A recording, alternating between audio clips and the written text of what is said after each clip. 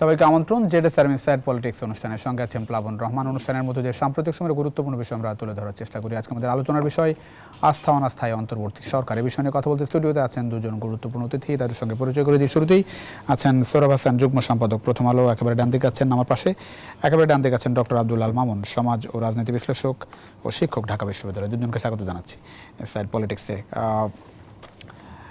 শুরু করতে চাই সোহরাব হাসান, সরকারের সঙ্গে রাজনৈতিক দলগুলোর কোনো রকম মানে মতবিরোধ কিংবা দূরত্ব দেখছেন কিনা? না, সরকার তো মানে রাষ্ট্র পরিচালনার দায়িত্ব, জি জি, আর রাজনৈতিক দলগুলো হচ্ছে তারা সরাসরি রাষ্ট্র পরিচালনার সঙ্গে যুক্ত নয়। তারা এক ধরনের এই ছাত্র গণ অভ্যুত্থানের মধ্য দিয়ে যে পরিবেশ পরিস্থিতি তৈরি হলো তার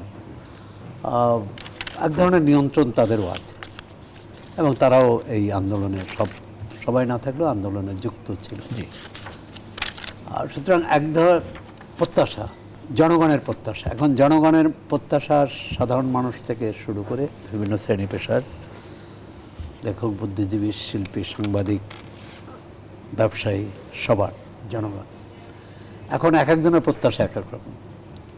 তো সেই প্রত্যাশা পূরণ এবং যেহেতু এটি একটা গণ অভ্যুত্থানের মধ্য দিয়ে তার বলবো যে তার যে প্রতিক্রিয়া বা তার যে সুফল অন্তর্বর্তী সরকার সেটি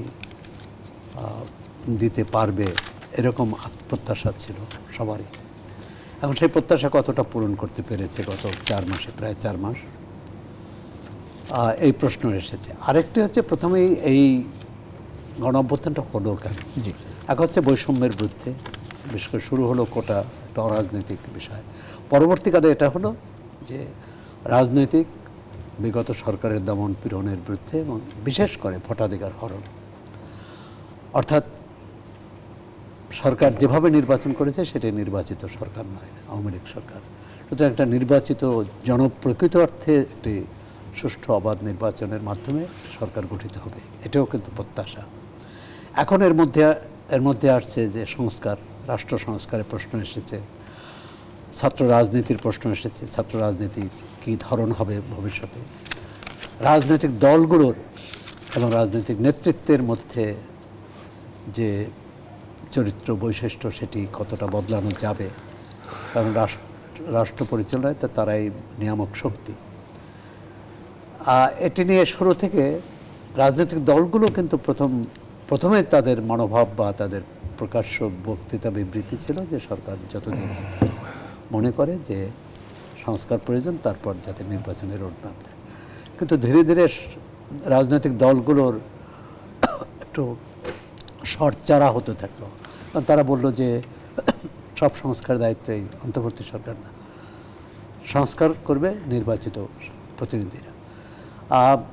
বিভিন্ন দাবি দেওয়ার পরিপ্রেক্ষিতে আমাদের ধারণা ছিল যে 1 তারিখের পরে প্রধান উপদেষ্টা ভাষণ দিয়ে এই নির্বাচনের সময় বলবেন, কিন্তু তিনি আগেই বললেন, বিজয় দিবসেই। সেটি কিন্তু বলা হচ্ছে অস্পষ্ট। হ্যাঁ, এখন এখানেই প্রশ্ন আছে যে এটা হচ্ছে তিনি দুটো তারিখ দিয়েছেন। একটি হচ্ছে 2025-এর মধ্যে যদি অত্যাবশ্যকীয় বা অল্প কিছু সংস্কারে রাজনৈতিক দলগুলো সন্তুষ্ট থাকে। আরেকটি হচ্ছে যদি ব্যাপক ভিত্তিক সংস্কার করতে হয় তাহলে 6 মাসের ব্যবধান, ওই অর্থে কিন্তু খুব বেশি সময় নয়। একটা পরিবেশ পরিস্থিতি, আমাদের শিক্ষা প্রতিষ্ঠান খোলা বন্ধ থাকা, আবহাওয়ার ইত্যাদির যে শীতকালই হচ্ছে এখানে নির্বাচনের জন্য উপযুক্ত। কিন্তু প্রধান উপদেষ্টা কিন্তু কোনোটার মধ্যে খুব করেনি, রক্ষণশীল মনোভাব দেখাননি যে এটাও হতে পারে ওটাও হতে পারে, এইভাবে দিয়েছেন। রাজনৈতিক দলগুলো মনে হলো এই ঘোষণার পর থেকে একটু সরব হয়েছে, অর্থাৎ তারা এই দীর্ঘ বিরতি এটি চাননি, যে 6 মাসের ব্যবধান, যে 2025-এর মধ্যে অথবা 26-এর মাঝামাঝি। সুতরাং তারা একটা সুনির্দিষ্ট রোডম্যাপ বা রূপরেখা বা পথনকশা চাইছেন। এবং আগে ধারণা ছিল যে বিএনপি নির্বাচনের ব্যাপারে সোচ্চার বেশি, কিন্তু দেখলাম যে জামাত ইসলামের নেতাও, সাধারণ সম্পাদক, মহাসচিবও বললেন যে 2025-এর মধ্যে নির্বাচন হওয়া উচিত। এখন এক ধরনের নতুন দলের আওয়াজ শোনা যাচ্ছে, ছাত্রদের আন্দোলনে বিজয়ী শিক্ষার্থীরা তারা এক ধরনের কথাবার্তা বলছেন। তারা কেউ বলছেন যে সংস্কারের পর নির্বাচন, সাবেক স্বৈরাচারী সরকারের যারা দায়ী গণহত্যা এবং দুর্নীতির জন্য, লুটপাটের জন্য, তাদের বিচার করে নির্বাচন। সুতরাং সেটিও যদি হয় সেটিও কত দেরিতে, মানে না, সংস্কারের পরে নির্বাচন তার একটা নির্দিষ্ট, এবং সেখানেও কি কি সংস্কার রাজনৈতিক দলগুলো কিন্তু বলছে যে সরকারকে বলতে হবে কি কি সংস্কার তাদের অত্যাবশ্যকীয়। আরেকটি ওইটা কিন্তু খুব ওইটাও অনিশ্চয়তা তৈরি করেছে, সেটা হলো যে বিচার করার পর এই বিচার কতদিনে শেষ হবে এটা কিন্তু কেউ নিশ্চিত না। কারণ আমাদের বিচার প্রক্রিয়া, বিচার ব্যবস্থা বেশ দীর্ঘসূত্রতা থাকে। বিএনপি আমলে আওয়ামী লীগ তো এত মামলা করেছে, হাজার হাজার মামলা করেছে, লাখ লাখ আসামি, কয়টার বিচার করতে পেরেছে? এবং বিচার করতে পারলেও বিচারিক আদালত, হাইকোর্ট একেবারে চূড়ান্ত নিষ্পত্তি খুব কম মামলার হয়েছে। যে কারণে এই যে ধরেন 10টা অস্ত্র মামলা বলে আর 21 আগস্টের গ্রেনেড হামলা, দুটোই কিন্তু চূড়ান্ত নিষ্পত্তি হয়নি বলেই এখন পুনঃ তদন্ত। সেটি কিন্তু ধরেন সরকারের অনেক ক্ষেত্রে সরকারের হাতেই থাকে বা ছিল, এরকম বিষয়টা কি? সবটা সরকার হাতে থাকে না। যে দুটি মামলা সরকারের হাতে থাকলেও তাহলে সরকার তো যদি মানে দ্রুতই তার ক্ষমতার মধ্যেই, আপনি যদি বলেন যে এই মামলাগুলো হয়েছে কত 2010 থেকে 14 বছর লাগার কথা না, মানে সরকারের ইচ্ছা নয়, কিন্তু আমাদের বিচার প্রক্রিয়ার মধ্যে এটি কিন্তু দীর্ঘ। বঙ্গবন্ধু হত্যা মামলার বিচার হয়েছে বহু বছর পর। এমনকি আওয়ামী লীগ তো আন্তরিক বঙ্গবন্ধু হত্যার বিচারের ক্ষেত্রে, তারা কিন্তু 5 বছর এটা শেষ করতে পারেনি। হাইকোর্ট পর্যন্ত বিচারটা গিয়েছে, পরবর্তীকালে পরে আওয়ামী লীগ ক্ষমতায় 2009 সালে ক্ষমতায় এসে এটি করতে পেরেছে। সুতরাং এই বিরোধী দলের মধ্যে এই সংশয়টা আছে। জি, অনেক ধন্যবাদ। আমি একটু কাছে আসতে চাই আব্দুল আল মামুন। সেটা হচ্ছে যে অন্তর্বর্তী সরকারের প্রতি মানে রাজনৈতিক দলগুলোর মনোভাবের কোনো রকম বদল দেখছেন, মানে মনোভাব বদলাচ্ছে কিনা, এই যে সব বিষয় নিয়ে আমরা আলোচনা করছিলাম, এই বিষয়গুলো নিয়ে কারণে একটা জায়গায় বোধহয়, ধন্যবাদ আপনাকে, একটা জায়গায় বোধহয় ইস্যুটা আসতেছে, সেটা হচ্ছে নির্বাচনের সময় নেই, এখানেই কথাগুলো বা নির্বাচনের সময় সংস্কারের বিষয়, কিন্তু তার আগের থেকে 2-3টি বিষয় বোধহয় একটু আলোচনা একটু আনা দরকার। সেটি হচ্ছে যে আমরা জানি সম্প্রতি একজন উপদেষ্টা বলেছেন যে রাজনৈতিক দলগুলো সরকারকে কতটুকু সহায়তা করছে, সেটি নিয়ে ওনার একটা বক্তব্য। এরপরে আরেকটি বক্তব্য যে সবসময় বলা হচ্ছে যে সংস্কার করে নির্বাচন, এবং অবশ্যই সংস্কারটা এমনভাবে করা যেন রাষ্ট্র ক্ষমতায় আর ফ্যাসিস্টকে দেখতে না হয় বা স্বৈরতন্ত্রকে দেখতে না হয়। সাথে যুক্ত হয়েছে তাহলে যে তাদের বিচার, এবং সর্বশেষ যেটি হলো সেটি হচ্ছে যে প্রধান উপদেষ্টা ওনার বক্তব্য দিলেন যে একটা বললেন যে এই বছরের শেষে বা বেশি সংস্কার করলে পরবর্তী বছর, এবং ওনার প্রেস সেক্রেটারি এটাকে আবার খোলাসা করলেন। আসলে এই 3টি ঘটনায় আবার নতুন করে এক ধরনের উত্তেজনা সৃষ্টি করছে। কিন্তু এখানে আবার সংস্কারের যে বিষয়টা সেটি নিয়ে আসলে গত 3-4 মাস আলোচনা ছিল যে সংস্কার কতটুকু করে নির্বাচন, সংস্কার করে নির্বাচন কিনা, কিন্তু তাতে আসলে এই 3টি ঘটনা ঘি ঢেলেছে রাজনৈতিক দলগুলোর মধ্যে। আমি প্রথমে যে কথাটি বলে নিতে চাই যে কেন এই নির্বাচনের এই কথাটা সবচেয়ে গুরুত্বপূর্ণ হয়ে গেল, সেটা আমরা সবাই জানি যে গত 15 থেকে 16 বছর সাধারণ মানুষ নির্বাচন আসলে এক অর্থে দেখেনি, বা যে নির্বাচন মঞ্চস্থ হতে দেখেছে তাতে তাদের পার্টিসিপেশন ছিল না। রাজনৈতিক দল এখন যারা সক্রিয়, আওয়ামী লীগের বিদায়ের পরে, তারাও এই নির্বাচনে আসলে সেভাবে অংশগ্রহণ করতে পারেনি। একবার অংশগ্রহণ করলেও তারা জানতো যে আউটকাম কি হবে। আর সাথে যুক্ত হয়েছে যে আমাদের সরকারের দেশ পরিচালনার ক্ষেত্রে কিছু কিছু বিষয় সামনে চলে আসছে, পার্টিকুলারলি 4টি বিষয় বোধহয় আমি মনে করি যে গুরুত্বপূর্ণ। সেটি হচ্ছে যে অর্থনীতি, সার্বিক যে অর্থনৈতিক অবস্থা, এখানে বাজার ব্যবস্থা অবশ্যই আমি যুক্ত করতে চাই।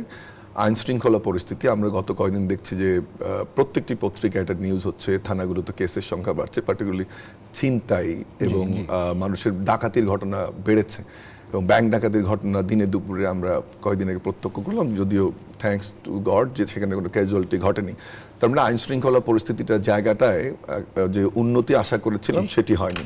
এরপর ট্রাফিক ব্যবস্থা নিয়ে আসলে কথা হচ্ছে যে ট্রাফিকের যে ব্যবস্থা, সেখানে সরকারের ভূমিকা নিয়ে আরও একটি জায়গা আমি যোগ করতে চাই এখানে 4র্থ পয়েন্ট হিসেবে, সেটি হচ্ছে যে বিদেশি যে আমাদের ডেভেলপমেন্ট পার্টনাররা যারা আমাদের সাথে কাজ করছে, তাদের অনেকেই হয়তো বা যদিও কার্যত মনে হচ্ছে সরকারের সঙ্গে একজনের যোগাযোগ রাখছে, কিন্তু তারা মনে হচ্ছে যে একটা নির্বাচিত সরকারের সাথেই তারা হয়তো বা একটা সম্পর্ক তৈরিতে বিশ্বাসী। এটা আসলে একটা স্বাভাবিক প্রক্রিয়া। যে কোনো দেশের এরকম জন অভ্যুত্থান পরবর্তীতে প্রত্যেকটি দেশই দেখতে চায় আন্তর্জাতিক যারা পার্টনার তারা যে কত দ্রুত নির্বাচনে যাচ্ছে একটি দেশ। আরেকটি কারণ হচ্ছে যে সেটি সেই দেশের একটি শক্তিমাত্রা বা যে রেজিলিয়েন্সও towards democracy, towards constitutionalisation, towards right to people, সেজন্য কিন্তু একটা বড় ভাবমূর্তির বিষয় যে নির্বাচনটা হলে তখন ওই কনফিডেন্সটা ফিরবে। কিন্তু একটা জিনিস কিন্তু ভুলে গেলে হবে না যে এই সরকার কিন্তু একটা ভঙ্গুর অবস্থা থেকে দেশের দায়িত্ব নিয়েছে।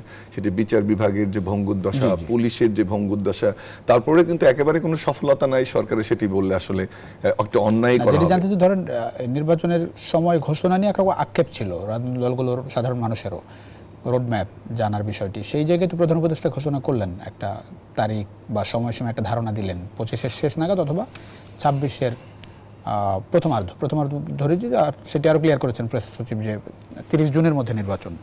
সময়সীমাতে একটা ধারণা পাওয়া গেল, তারপরেও অস্পষ্ট, অসন্তোষ।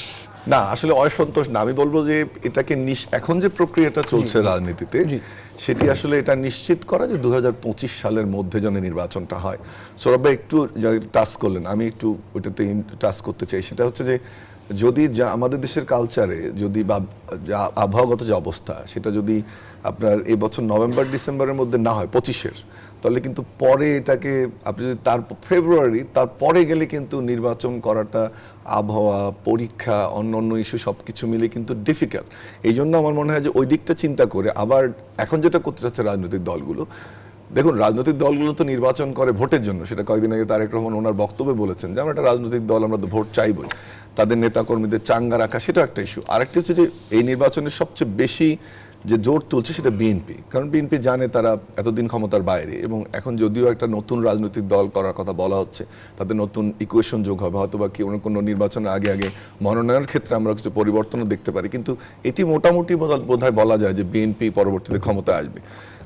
সাথে সাথে সরকারের যে আমি বললাম যে সামাজিক যে অস্থিরতা, অর্থনৈতিক পরিবেশ সবকিছু মিলে এক ধরনের জনগণের মধ্যে আশঙ্কা তৈরি হয়েছে যে এই সরকার ভালো নাকি নির্বাচিত সরকার ভালো। কিন্তু একটা জিনিস ভুলে গেলে হবে না, তার মানে আমি যেটা উত্তরটা সরাসরি আপনাকে দিচ্ছি যে বিএনপি সহ সমমনা রাজনৈতিক দলগুলো এবং জামাত আগে অন্য কথা বললেও তারাও একই কথা বলছে, তারা চায় যে 25-এর মধ্যে নির্বাচনটা হোক। এখন যদি একটা স্থিতিশীল অর্থনীতি, সামাজিক অবস্থা, আইন শৃঙ্খলা রাখা যেত তখন হয়তো বা জিনিসটাকে অন্যভাবে দেখা যেত। এই জায়গাটাতে কাজ করতে পারলে হয়তো নির্বাচন নিয়ে তখন অন্য কথা বলা যেত। কিন্তু এখনকার যে বাস্তবতা তাতে যদিও সরকারের অনেক সফলতা আছে, কিন্তু সেজন্য হয়তো বা এই কথাগুলো ঘুরে ফিরে আসছে। নির্বাচন বিলম্বিত করার কোন রকম ইঙ্গিত বা কিছু দেখছেন কিনা এর মধ্যে? এখনো এই রকম অভিযোগ উঠছে যে মানে আস্থা বিশ্বাসের ঘাটতি দেখছেন কিনা, যে ধরেন যে ঘোষণা আসলো নির্বাচনে যে সময়সীমা দেওয়া হলো এর মধ্যেও কোনো রকম কিছু দেখছেন কিনা? বলা হচ্ছে যে ছাত্ররা যে রাজনৈতিক দল ঘোষণা করছে তারা পুরোপুরি প্রস্তুত না হওয়া পর্যন্ত, একরকম অভিযোগ আর কি রাজনীতির মাঠে, যে তারা পুরোপুরি প্রস্তুত না হওয়া পর্যন্ত নির্বাচন হবে না, সেই জন্যই নানা রকম ইস্যু তোলা হচ্ছে। আসলে হচ্ছে কি, এই সরকার হয়েছে রাজনৈতিক দল এবং ছাত্র নেতারা আন্দোলনে বিজয়ী এদের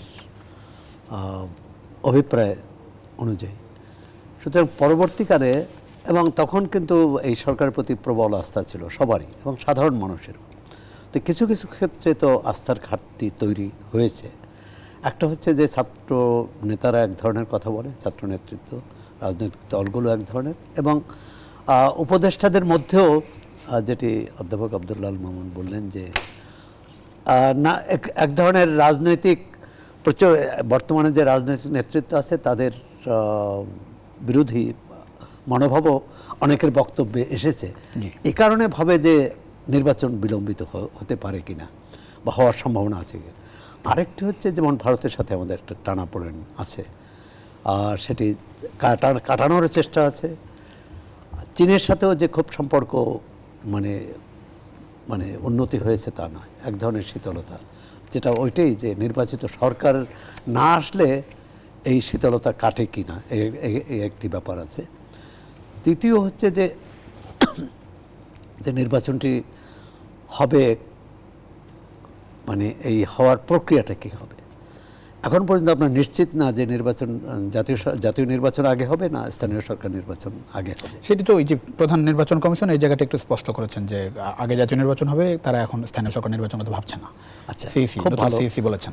আমি মনে করি যে সেক্ষেত্রে রাজনৈতিক দলগুলোর মানে যে শঙ্কা জি, জি। সেটা হয়তো কেটে যাবে। যে বিষয় হচ্ছে যে আস্থাটা তৈরি আবার অন্য অন্য ক্ষেত্রে, যেটা অধ্যাপক মামুনও বললেন, যে জনজীবন নিরাপত্তা এবং বাজার, এই দুটি প্রধান মানুষের সমস্যা, সাধারণ মানুষের। ঢাকা শহরে আপনি ঢাকা বিশ্ববিদ্যালয়তে থেকে এখানে আসতে যদি এলিভেটরের এক্সপ্রেসওয়ে দিয়ে আসতে যদি 2 ঘন্টা লাগে, স্বাভাবিকভাবে সেটা 3 ঘন্টা লাগতো। এখান থেকে যেতে আরও যদি 1.5 ঘন্টা, আপনি চিন্তা করেন একটা মানুষের জীবনের মানে দিনের তো অর্ধেক সময় এভাবে পথে চলে যায়। এখন এটার সমস্যাটা একদিনে তৈরি হয়নি, কিন্তু সমস্যাটা ঘনীভূত হয়েছে।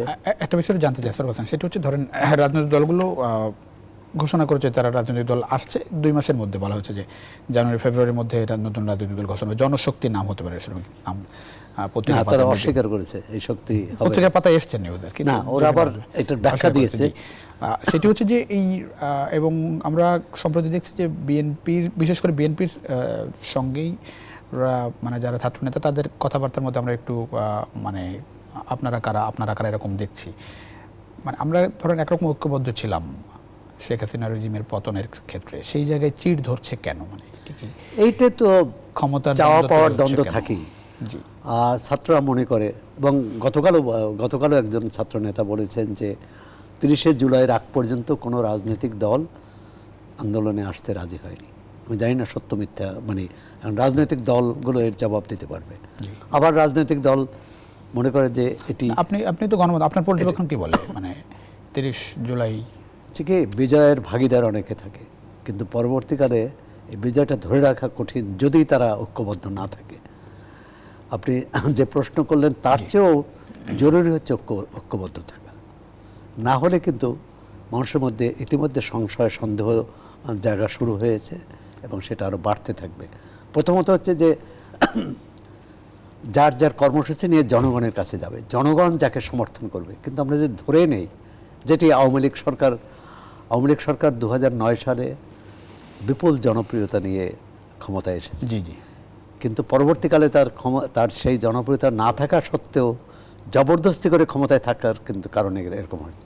এখন কেউ যদি ধরেও নেয়, এমনকি এই ছাত্র গণ অভ্যুত্থানের পরেও যদি ধরে নেয় যে তার জনপ্রিয়তা গ্যারান্টেড, মানে এই জনপ্রিয়তা নিশ্চিত, সেটা ছাত্র নেতৃত্ব হোক অথবা রাজনৈতিক নেতৃত্ব হোক বা বিশেষ দল হোক, তাহলে আমার মনে হয় যে সেটা ভুল হবে।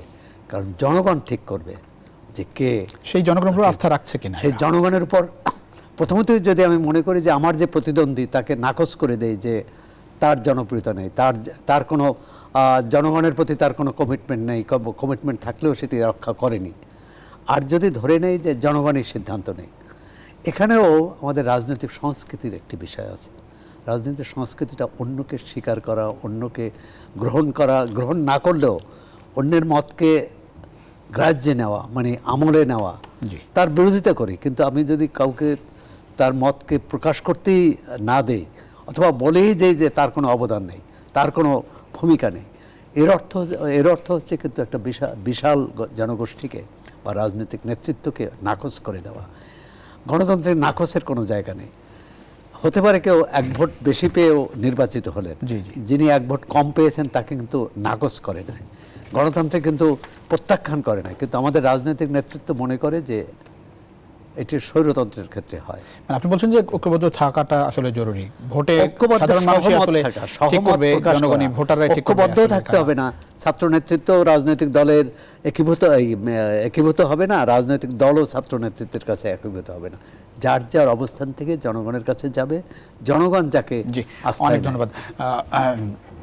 আমরা স্যার যেটি বলছিলেন যে আজকে মির্জা ফখরুল ইসলাম আলমগীর কথা বলেছেন, এটা ঢাকার বাইরে সমাবেশ ছিল, সেখানে বলেছেন যে মানুষ সংস্কার বোঝেন না, তারা বোঝে ভোট। না, এখানে আমি মানে উনি হয়তো বা কোন পার্সপেক্টিভে বলেছে, আজকে সম্ভবত ঠাকুরগাঁয়ে এই জনসভাটা ছিল, বা পঞ্চগড়ে ছিল, বা ঠাকুরগাঁয়ে, আমি পঞ্চগড়ে ছিল, পঞ্চগড়ে সেটি কোন প্রেক্ষিতে বলেছেন সেটি পুরোটা না বলে আমি নিশ্চয় জাস্ট আমিও হেডলাইন দেখেছি, বাট সংস্কার মানুষ না বুঝলেও এটা ঠিক যে সমান, যেটা আমি একটু আগে তুলে এনেছি, যে মানুষ নির্বাচন বোঝে, এবং আমরা যে সংস্কারের কথা বলছি সেটা তো সাধারণ মানুষ, একেবারে গ্রামের যারা মানুষ, প্রান্তিক মানুষ, তাদেরকে কতটুকু দোলা দেয় সে প্রেক্ষিতটা একটু আগে তুলে ধরেছে আমি, যে বাজার ব্যবস্থা, আইন শৃঙ্খলা, এটি তাদের কাছে গুরুত্বপূর্ণ। কিন্তু রাষ্ট্র কাঠামোতে বা রাষ্ট্র পরিচালনার ক্ষেত্রে আমরা যে অবস্থাটা দেখেছি, আমরা অবশ্যই নির্বাচন চাই, তাড়াতাড়ি নির্বাচন চাই, কিন্তু সংস্কার না করে নির্বাচন, এটি বোধহয় এই মুহূর্তে আমাদের দেশে কারোরই মতামত নয়, যে কোনো সেকশন অফ পিপলের ক্ষেত্রে না। বিএনপি কি সেরকম কিছু চাচ্ছে? আমার আজকের স্টেটমেন্টটা আমি যাচ্ছি না, বাট আমার কখনো মনে হয়নি যে বিএনপিও তো বারবার একটাই বলছে, ভোট চাচ্ছে, ভোট চাচ্ছে, কিন্তু সেটাই বলছে যে বিএনপি সংস্কারের কথা। দেখুন, আপনি কয়েকটা জিনিস আমি বলি, যে আমাদের যে বিচার বিভাগ, এটি আপনি সংস্কার চান না? আমাদের যে পুলিশ, আমাদের যে নির্বাচন কমিশন, আমাদের যে প্রশাসন, আমাদের যে সংসদ ব্যবস্থা, আমাদের যে গণমাধ্যম, আমাদের দুর্নীতি দমন কমিশন, তথ্য কমিশন, কোনোটি কি পারফর্ম করেছে? তাহলে সেই সংস্কারগুলো না করে যদি আমরা ভোট করি আবার, তাহলে আমি কি ওখানে ফিরতে পারবো? ওই সংস্কারের আগের রাজনৈতিক দলগুলোর মধ্যে ওই আস্থা তো রাজনৈতিক দল তৈরি করতে পারে। কি মনে হয় যে দলগুলোর সঙ্গে অন্তর্বর্তী সরকারের একটু আলাপ আলোচনা বেশি হওয়া দরকার, সংলাপ বেশি হওয়া দরকার, সেটা গুরুত্বপূর্ণ। কিন্তু আরেকটি জিনিস বলা হচ্ছে যে বিএনপির যে 31 দফা, এটি কিন্তু অবশ্যই প্রশংসা করতে হবে। বিএনপির 31 দফার মধ্যে অনেক পরিবর্তন আছে, পার্টিকুলারলি 3টি জিনিস ধরি আমি। একটি হচ্ছে যে দ্বিকক্ষ বিশিষ্ট যে পার্লামেন্টারি সিস্টেম, একজন দুবারের বেশি ক্ষমতায় থাকতে পারবে না, যদিও দলের গণতন্ত্রের কথা বলা, এরকম অনেক পরিবর্তনের কথা 31 দফায় বলা হচ্ছে, যেটা আমি সাপোর্ট করি। কিন্তু ওখানে তো সংস্কারের কথা বলা আছে, তো বিএনপি, আমার মনে হয়নি একবারও যে বিএনপি সংস্কারের বাইরে কথা বলছে।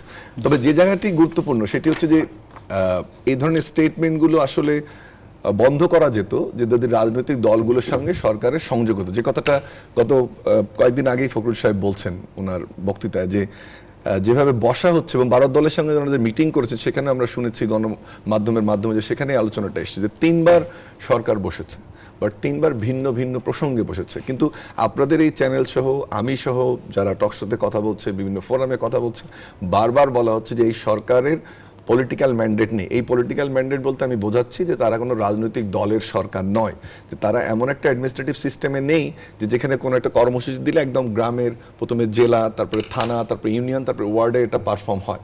তাতে হয় কি, একটা সরকার পরিচালনায় শক্ত অবস্থায় একটা রাজনৈতিক দল থাকে, সেটা তো এই সরকারের নেই।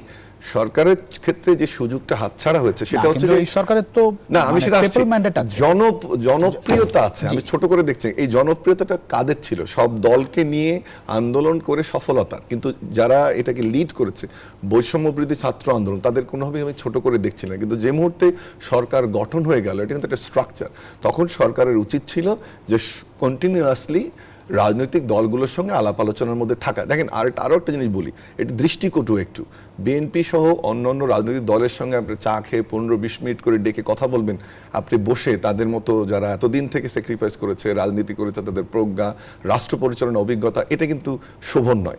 আরেকটি জিনিস হচ্ছে যে আপনি সংস্কারের সাথে রাষ্ট্রীয় কার্যক্রমগুলোকে একসাথে করে ফেলছেন।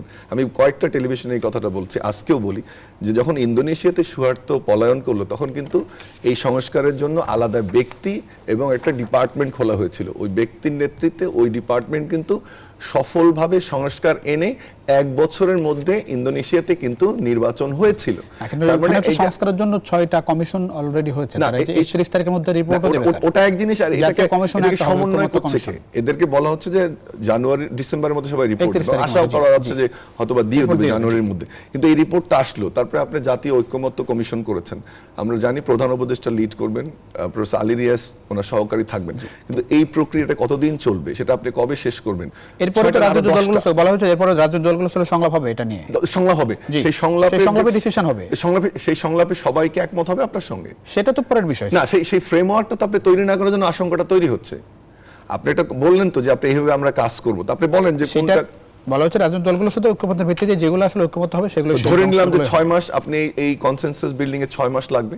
আর যদি আমরা ধরি যে ভোটার লিস্ট প্রস্তুত করতে যদি বাড়ি বাড়ি গিয়েও করেন, ইলেকশন কমিশন তো অন্য কাজ করছে, ইলেকশন কমিশনের কাজ তো শুরু না, হয়েছে। ইলেকশন কমিশন তাদের কাজ তো আমরা এখন পর্যন্ত হবে তারা ডিক্লেয়ার দিয়ে কোনো কাজ করেনি। আচ্ছা, আমরা বিরোধী সময় যেটা বিরোধীতে যাব, সরকার যে সময় ইলেকশন চায় সময় যেটা বলেছেন একটু এটা শেষ করি, সেটা হচ্ছে যে সাধারণ মানুষ সংস্কার বোঝে না, তারা বোঝে আমি যেন ভোটটা দিতে পারি, আমার দেশে যেন শান্তি থাকে, জিনিসপত্রের দাম যেন কম হয়, মারামারি চুরি ডাকাতি যেন না হয়। এটা বিরোধীতে যাচ্ছি, ফিরে এসে এই আলোচনায় আমরা দর্শক ছোট্ট বিরতিতে যাচ্ছি। জেডএসএম ইনসাইড পলিটিক্সে কিছুক্ষণ মধ্যে ফিরছি, আশা করি সঙ্গে পাচ্ছেন। দর্শক আবারও স্বাগত জেডএসএম ইনসাইড পলিটিক্সের সঙ্গে আছেন প্লাবন রহমান। আমরা কথা বলছিলাম আস্থা অনাস্থায় অন্তর্বর্তী সরকার এই বিষয় নিয়ে। আমাদের সঙ্গে আছেন সোহরাব হাসান, আছেন ডক্টর আব্দুল আল মামুন। সোহরাব হাসান, আসতে চাই, সম্প্রতি নিশ্চয়ই নজরে এসেছে যে কমিশনারদের সঙ্গে একটি বৈঠক হয়েছে যারা ছাত্র নেতা তাদের। এই বিষয়টিকে আপনি আসলে কিভাবে দেখেন? এটি নিয়ে বেশ আলোচনা সমালোচনা হচ্ছে, এটি আসলে কি বার্তা দেয় আপনার একটু পর্যবেক্ষণ জানেন? কাউন্সিলরদের সাথে জি জি জি। না, আমাদের রাজনীতি বলুন, অর্থনীতি বলুন, এবং তারপরে রুহুল কবির রিজভী তিনি বলেছেন যে এটি যদি হয় সেটি হবে ক্রিমিনালদের দল। শিল্প সংস্কৃতি বলুন, কোনো ক্ষেত্রেই মানে সঠিক ধারায় চলছে না, যে আমাদের কাঙ্ক্ষিত ধারায় চলছে না। ছাত্র নেতৃত্ব একটা নতুন দল করার উদ্যোগ নিয়েছে, মানুষ কিন্তু খুশি যে পুরনো দলগুলো জনগণের আশা আকাঙ্ক্ষা পূরণ করতে পারেনি এবং এরা আন্দোলন করে সফল হয়েছে, সুতরাং তারা একটি দল করুক। তো তারা কেন এই যে কাউন্সিলর, যে নির্বাচনকে আমরা অস্বীকার করি, জি, যে 3টি জাতীয় নির্বাচন এবং এই জাতীয় নির্বাচনের মাঝখানে যে স্থানীয় সরকার নির্বাচন হয়েছে, তাতেও কিন্তু বিরোধী দল অংশ নেয়নি বা নিতে দেওয়া হয়নি, এমন কৌশলে করেছে যে সেখানেও কিন্তু আওয়ামী লীগ বনাম আওয়ামী লীগ। এখন এটা ভাগ করবে কী করে? আবার আমি মনে করি যে কাউকে আগে থেকে বাদ দিয়ে যে নির্বাচন করা, সেটা কতটা গ্রহণযোগ্য হবে। আওয়ামী লীগ তো এই নির্বাচনটি নিজের দলের মধ্যে করলো, বিরোধীদের জায়গা দেয়নি বলেই মানুষের ক্ষোভ, রোষ এবং বহির্বিশ্বের কী বলে স্বীকৃতি না পাওয়া। জি, তো একই ধারায় নতুন এই অন্তর্বর্তী সরকার নিশ্চয়ই সেই নির্বাচন করবে না। এখন তারা নতুন দল করেছে, কাদের নিয়ে করবে? আমি তো মনে করি ছাত্র আন্দোলনে যারা নেতৃত্ব দিয়েছে তারা ছাত্রদের, তরুণদেরই আকৃষ্ট করতে চাইবে। কাউন্সিলর এদের মধ্যে এটা না, কোনো দলেই কোনো বয়সের সীমা রেখা থাকা উচিত না, কিন্তু তারা বোধহয় বলছে একটা যে 35, তারা যেটি বলছে যে নতুন রাজনৈতিক দল গঠনে সারা দেশের সব সিটি কর্পোরেশন, পৌরসভার অপসারিত কাউন্সিলরদের সর্বোচ্চ সহযোগিতা চেয়েছে নাগরিক কমিটি।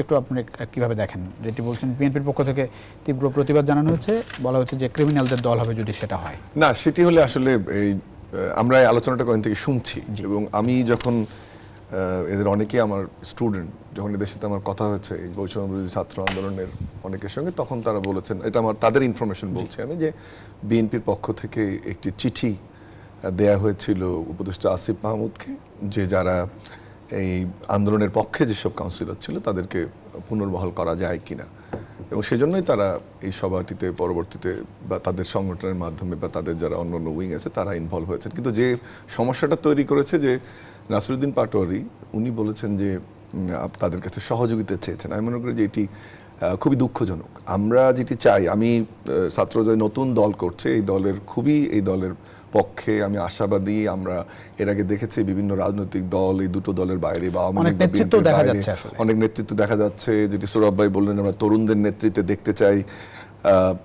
আমার যেটা ধারণা, হয়তো বা নিশ্চয়ই সিনিয়র কেউ এদের ফেসে থাকবে, এবং যতটুকু আমি জানি, আমার ইনফরমেশন সেটা হচ্ছে খোঁজা হচ্ছে এমন ব্যক্তিদের যারা ন্যাশনাল অ্যাকসেপ্টেড, ইন্টারন্যাশনাল অ্যাকসেপ্টেড, তাদের খোঁজা হচ্ছে। এবং আরও একটি ভালো খবর যতটুকু আমি জানি এদের সাথে কথায়, সেটি হচ্ছে যে তারাই যে সভাপতি সেক্রেটারি থাকবে তাও না, নতুন দলে যারা রাজনীতির প্রজ্ঞা আছে, পড়াশোনা করা আছে, আন্তর্জাতিক সম্পর্ক বোঝে, অর্থনীতির পরিবর্তন আনতে পারবে, ক্যারিশমা আছে, এরকম লিডারশিপ তারা খোঁজ করছে। কিন্তু এর মধ্যে এই জিনিসটি অত্যন্ত দুঃখজনক, এবং যদি বিএনপি চিঠি দিয়েও থাকে, এরকম একটি ফোরামে এরকম কথা বলা, আমার মনে হয় যে তারা বয়সে তরুণ, আরও পরিশীলিত ভাষায় কথা বলবেন, সেটিই কাম্য। কিন্তু এই জিনিসটি হয়ে বলা এখানে কোনোভাবে উচিত হয়নি। আরেকটি জিনিস বলি আমি, সেটি হচ্ছে যে এই দল যদি হয়, সেটি কিন্তু আমরা দেখতে চাইবো এই দল বা ছাত্রদের যে দল, তারা লড়াই করবে একটা বৈষম্যহীন সমাজের জন্য, তারা নতুন আইডিওলজি নিয়ে মানুষের সামনে আসবে। তারা অন্যান্য রাজনৈতিক দলের ক্ষেত্রে যেটা হয়, একেবারে স্থানীয় পর্যায় থেকে জাতীয় পর্যায়ে দুর্নীতির নানান রকম অভিযোগ শুনি আমরা, পাওয়ার এক্সারসাইজের যে উদাহরণ সব শুনি। মহল কি অ্যাকসেপ্ট করছে এটা কি আপনার এই বর্তমান না, বাস্তবতায় একটি বিশেষ করে জিনিস- রাজনৈতিক দলগুলোকে অ্যাকসেপ্ট করছে? একটি মানে জিনিস body language স্বীকার কি করতে বলে? হবে, যেটা আমি টক শোতে কন্টিনিউয়াসলি বলছি, যে উদ্যোগটি নেওয়া হচ্ছে এবং যে কথাটি বলা হচ্ছে যে নতুন দল করে নির্বাচন পেছানোর যে কথাটা বলা হচ্ছে কোনো কোনো রাজনৈতিক দলের পক্ষ থেকে, আমি মনে করি যে ছাত্ররা যে রাজনৈতিক দল গঠনের প্রক্রিয়াটা শুরু করেছে বা করার কথা বলছে আগামী 2 মাসের মধ্যে, সেটি আসলে অগস্টের প্রথম দিকে করলেই ভালো হতো। তখন তাদের যে সাপোর্ট বেস, এটি কিন্তু বলতে হবে, সেটি কিন্তু কমবে। আর তখন সবাই আন্দোলনে যুক্ত হয়েছিল, সেটা জামাত ইসলামী, বিএনপি, ছাত্রদল, ছাত্র শিবির, বাম সংগঠন, সিসিপি সবাই অংশগ্রহণ করেছিল, কিন্তু তাদের যে পপুলারিটি তখন ছিল সেটি কিন্তু কমবে, এটা স্বাভাবিক।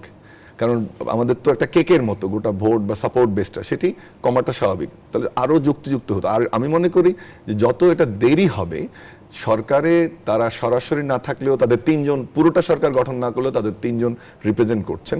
সো সরকারের সাফল্য ব্যর্থতার মাপকাঠিতেই কিন্তু তাদেরকে মাপা হবে। একটু আগে যে আলোচনাটা আমরা করছিলাম যে নির্বাচন হয়তোবা পরেও আলোচনা করা হতো, কিন্তু সরকার অবশ্যই সফলতা আছে, কিন্তু মেইন যে 3-4টি জায়গা, যে আইন শৃঙ্খলা, বাজার ব্যবস্থা, অর্থনীতি, এমপ্লয়মেন্ট এবং আমাদের যে জননিরাপত্তা, ট্রাফিক ব্যবস্থা, সেগুলোতে আসলে সরকারের সফলতাটা, ওই যেটা বললাম যে স্ট্রাকচারাল সাপোর্ট না থাকার কারণে করা যাচ্ছে না। সরফ হাসান, তাহলে আরো ভালো হতো তাদের ছাত্রদের জন্য। নতুন দল নিয়ে মানে সব মহল থেকে অ্যাকসেপ্টেন্সি দেখছে, মানে সবাইকে স্বাগত জানাচ্ছে, নাকি তাদেরকে নিয়ে প্রশ্ন তোলার কোনো রকম বাহানা দিচ্ছে? প্রশ্নটা এসেছে এই কারণে যে ওই প্রস্তাবিত দল এর সঙ্গে সরকারের সম্পর্কটা কি।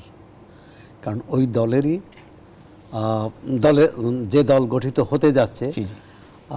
তার যদি ছাত্র নেতাদের যারা আন্দোলনে বিজয়ী হয়েছে তাদের নেতৃত্বে দল হয়, সেই 3 জন উপদেষ্টা আছে এবং আরও তাদের সরকারের বিভিন্ন কমিশনে, বিভিন্ন কাঠামোয় কিন্তু আরও বেশ কিছু নেতা আছেন। জি। এখন তাদের সাথে এই সরকার তো সরকার না, শুধু 24 জন উপদেষ্টা নয়, সরকারের সঙ্গে কিন্তু তার আইনশৃঙ্খলা রক্ষাকারী বাহিনী, প্রশাসন, বিশেষ করে এই দুটো, এদের ভূমিকা কী হবে? ছাত্ররাও তো আছে। না, ছাত্ররা তো আছে, আমি বলছি যে এই যে ছাত্ররা তো প্রকাশ্যেই তারা দল করতে যাচ্ছে, জি। কিন্তু সেখানে অন্য একটি দল করার ক্ষেত্রে বা অন্য একটি দল সভা সমাবেশ করার ক্ষেত্রে সরকারের কাছ থেকে যেটুকু সুবিধা পায়, অর্থাৎ নিরাপত্তা, এর বাইরে যদি এই প্রস্তাবিত দলের কাছ থেকে পায়, বেশি পায়, বা সরকারেরও কোনো ভূমিকা থাকে এই দল গঠনের ক্ষেত্রে, তখন মানুষের মধ্যে সংশয় সন্দেহটা বাড়বে এবং ইতিমধ্যে নানা রকম কথাবার্তা হচ্ছে। আমি মনে করি যেখানে ছাত্র নেতাদের পরিষ্কার করা এখন তো উচিত। সেরকম কিছু হয়নি, মানে বিষয়টা হচ্ছে যে তারা আসতে চাচ্ছে ঘোষণা দিয়ে, সেই জায়গাটাই আসলেই কি কোনো রকম প্রশ্ন তোলার সুযোগ আছে? মানে না, আমি ওইটাতে একটু আগে ওই সৌরভ ভাই যে জায়গাটা শেষ করলেন ওখান থেকে রাজনৈতিক বলি যে দলগুলোর যে যদি বক্তব্য এটা আপনারা শুনছেন তা এই থাকে, কদিন। আমি কিন্তু ব্যক্তিগতভাবে আবারও বলি যে আমরা একটু নতুন রাজনৈতিক বন্দোবস্তের কথা যে তারা বলছে, আমরা রাজনৈতিক বন্দোবস্ত তারা তখনই বাস্তবায়ন করতে পারবে যদি তারা নতুন দল গঠন করে। তারা তো এবং এখন সেই মাঠে নামে নাই দল সেভাবে, গঠন না, তারা তো ঘোষণা দিয়েছে, তো ধরে নিতে হবে যে আমরা একটা দল গঠিত হতে যাচ্ছে এবং সেটার আমরা পক্ষে। কিন্তু খুবই দুঃখজনক হবে যদি এরকম সাহায্য চাওয়া হয়, যারা কাউন্সিলররা নির্বাচিত তাদেরকে sack বেশিরভাগই করা তো আসলে হচ্ছে, আওয়ামী লীগের instate করা, কাউন্সিলর সারা বাংলাদেশে বা যারা যদি আছেন। কোনো অন্য কাউকে পুনর্বাসন করা হয়, বা অন্য কোনো রাজনৈতিক দল থেকে কাউকে ভাগিয়ে এনে তাদের আদর্শে এনে মনোনয়ন পর্যন্ত যায়, অন্য কেউ আসতেই পারে অন্য দল থেকে, কিন্তু প্রথমে যদি মনোনয়নে চলে যায় সেটি দুঃখজনক। যেটি দেখতে চাই যে সমাজের নতুন একটা গ্রুপ, যারা মানে শিক্ষিত শ্রেণী, মার্জিত পেশাজীবী, সাংবাদিক, বুদ্ধিজীবী, শিক্ষক, তাদের একটা অংশকে সেন্সিটাইজ করে, অবশ্যই সাধারণ মানুষও তার সাথে যুক্ত হবে, নানান শ্রেণী পেশার অনেক মানুষকে ধন্যবাদ। এনে যদি দলটা হয়, তাহলে আমি মনে করি আমরা আশা করি সেটি একটা বেশ ভালো combination রাজনৈতিক হবে। দল, মানে সুদূর প্রসারী লম্বা পথ আমরা দেখবো তাদের মাধ্যমে। একটা বিরতি নিয়ে ফিরছি সরফ হাসান, আপনাকে বিদায় দিচ্ছি। অনেক ধন্যবাদ আমাদের সঙ্গে যোগ দেওয়ার জন্য ডক্টর আব্দুল মাহমুদ। দর্শক, ছোট বিরতি দিয়ে যাচ্ছি, ফিরছি কিছুক্ষণের মধ্যেই, আশা করি সঙ্গে পাচ্ছি আপনাদের। আবার স্বাগত জেডএসআর ইনসাইড পলিটিক্সের সঙ্গে আছেন প্লাবন রহমান, আমাদের সঙ্গে আছেন সরফ হাসান। সরফ হাসান, খুব বেশি স্বস্তির মধ্যে কি আমরা এখন আছি? মানে ধরেন না, অস্বস্তির তো প্রধান কারণ জননিরাপত্তা, আইনশৃঙ্খলা পরিস্থিতির উন্নতি করতে না পারা, বরং ক্রমশ অবনতি হওয়া, যে ঢাকা শহর ছিনতাইয়ের মাত্রা কি পরিমাণে বেড়ে গেছে হঠাৎ করে কারণ কি? প্রতিদিনই মানে কোনো না কোনো। আমরা যেমন ধরেন ঘটনা ঘটে। শুরুর দিকে বলতাম যে আইন শৃঙ্খলা বাহিনী সাপোর্ট করছে না, ইনঅ্যাক্টিভ অবস্থা, এখনো কি সেই অবস্থায় দেখছেন? নাকি অন্য কোনো কারণ আছে, কোনো গোষ্ঠী? অন্য কারণ কি? একটা হচ্ছে যে একটা যে কোনো বাহিনীর তার যে কমান্ড, তার যে নিয়ন্ত্রণ, আর সেটি প্রতিষ্ঠা করতে পারেনি পুরোপুরি। এখনও তো সেনাবাহিনীর সহায়তা নিতে হয় যে কোনো জায়গায়। যে কোনো অঘটন ঘটলে পুলিশ বলে যে সেনাবাহিনীকে নিয়ে আসছে, বা সেনাবাহিনীও তাদের সঙ্গে থাকে। এটা একটা দ্বৈত শাসন চলছে। আরেকটা হচ্ছে পারস্পরিক আস্থার অভাব। এখন এই সরকার, এই আইনশৃঙ্খলা রক্ষাকারী বাহিনী কার কথায় চলবে? একটা হচ্ছে সরকার, একটা হচ্ছে ছাত্রনেতারা। তাদের তো অনেক ক্ষেত্রে, এবং আমরা তো মামলার ক্ষেত্রে দেখেছি যে স্থানীয় বিএনপি, জামাত বা অন্য কোনো দলের নেতা তাদেরকে বাদেকে বলা হতে, বা বাদেকে না জানিয়েও তার কাগজে সই নিয়ে তারা পুলিশকে বলে দিত যে আসামিদের তালিকা ধরিয়ে দিত। সেক্ষেত্রে কিভাবে আশা করা যায়? পাড়ায় পাড়ায় মহল্লায় এক ধরনের রাজনৈতিক এক গ্রুপ চলে গেছে, আর এক গ্রুপ এসেছে, এই ধরনের অভিযোগ তো আমরা দেখি। এক ধরনের অব্যবস্থা, যেটা আমরা আশা করেছিলাম 4 মাসে এটা পুনরুদ্ধার হবে, সেটি হয়নি। দ্বিতীয়ত হচ্ছে বাজার। এই আন্দোলনে সবচেয়ে বেশি জীবন দিয়েছে সাধারণ মানুষ, খেটে খাওয়া মানুষ, এবং তাদের প্রত্যাশাটাও প্রচণ্ড ছিল। আন্দোলন শুধু বৈষম্য বিরোধী বা কোটার বিরুদ্ধে হয়নি, মানুষের জীবন অতিষ্ঠ ছিল। 3 বার ভোট দিতে পারেনি, তার চেয়েও বেশি ছিল যে নিত্যপণ্যের দাম, এবং তারা তো চেয়েছিল একটু স্বস্তি আসবে। কিন্তু আজকেও যদি দেখুন যে ট্রাকের পিছনে লাইন ক্রমশ লম্বা হচ্ছে।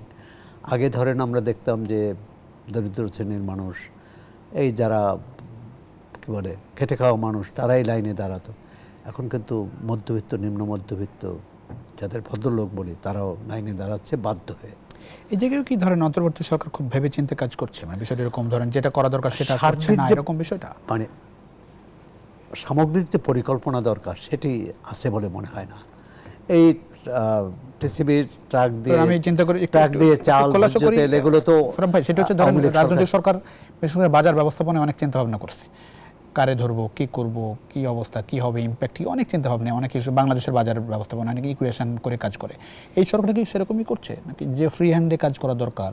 মানে না, প্রথমত হচ্ছে তারা, আমার মনে হচ্ছে যে সমস্যাটা যে কত গভীর সেটা বুঝতে না পারা। দ্বিতীয় হচ্ছে বুঝতে পারলেও এর জন্য প্রতিকারে, এবং এর খুব তড়িৎ কিন্তু প্রতিকার নেই, সময় সাপেক্ষ। ব্যবসায়ীরা কতটা সহায়তা করছে এইটা প্রশ্ন, এবং আমরা তো উপদেষ্টারা প্রায়ই বলেন যে ব্যবসায়ী সহায়তা করছে না। না হলে কোনো পণ্যের, আমদানি পণ্যের দাম শুল্ক কমানোর পরেও কেন পণ্যের দাম কমবে না? আমদানি শুল্ক একেবারে পুরোপুরি প্রত্যাহার করার পরও পণ্যের দাম কমছে না। সেক্ষেত্রে ভাবতে হবে এর মধ্যে কিন্তু আছে অন্যদিকে পারস্পরিক আস্থার অভাব। যেটি বলছেন সেটা শুধু রাজনৈতিক দলের সঙ্গে অন্তর্বর্তী সরকারের নয়, ব্যবসায়ী মহলের সঙ্গে অন্তর্বর্তী সরকারের। এখন এটি আমি মনে করি যত বেশি আলোচনা হবে, একে অপরকে বুঝবে, এবং ব্যবসায়ীদের পক্ষ থেকে বলা হয়েছিল যে তাদের একজন প্রতিনিধি নেওয়া হোক, কিন্তু তাদের একজন প্রতিনিধি নেওয়া হয়েছে, কিন্তু খুব কি লাভ হয়েছে? মানুষ আজ থেকেই পেরেছে সরকারের প্রতি, এটি একটি। আরেকটা সার্বিকভাবে এই যে ধরেন আজকে সচিবালয় সরকার একটা কমিশন দিয়েছে, সুপারিশ এখনও চূড়ান্ত করেনি। তারা কিছু প্রস্তাব দিয়েছে, এটি গণমাধ্যমে এসেছে, এবং সেখানে আজকে সচিবালয়ে মহা হট্টগোল। মানে দলে দলে কর্মকর্তা, প্রশাসনিক কর্মকর্তারা যে চেয়ারম্যানকে পায়নি, সিনিয়র সচিবকে অভিযোগ জানিয়ে আসছে, এবং তারা বলছে যে আবার বসবে। যে একটা আমরা একেবারে লাস্ট মিনিট, সেটা হচ্ছে যে যত শক্তিশালীভাবে এই সরকারটা আসলো, সেই শক্তিশালী অবস্থান এখন দেখছেন সরকারের? না, সেটা তো নাই, সোজা কথা। কারণ শক্তিটা ছিল জনসমর্থন। সব রাজনৈতিক দল, সাধারণ মানুষ, জনতা, জনসমর্থন রাখার জন্য যেসব পদক্ষেপ নেওয়া দরকার দৃঢ়ভাবে, সেটি সরকার নিতে এখন কি ভোট হলেই সব সমস্যার সমাধান? সেটি দেখেন, ভোট হলে একটা হচ্ছে এই সরকারের তো দায়িত্ব থাকে না। কথা হচ্ছে এখন মানুষের মধ্যে এটি বরাবরই শুরু হচ্ছে যে সরকার পারছে কি পারছে না, যে সংশয়টা। ভোট হলে ভোটের তো একটা আবার শক্তি আছে। অনেক ধন্যবাদ আমাদের সঙ্গে থাকার জন্য। দর্শক, এই ছিল আজকের ইনসাইড পলিটিক্স। দেখাবেন অন্য সময়, সে পর্যন্ত ভালো থাকবেন সবাই।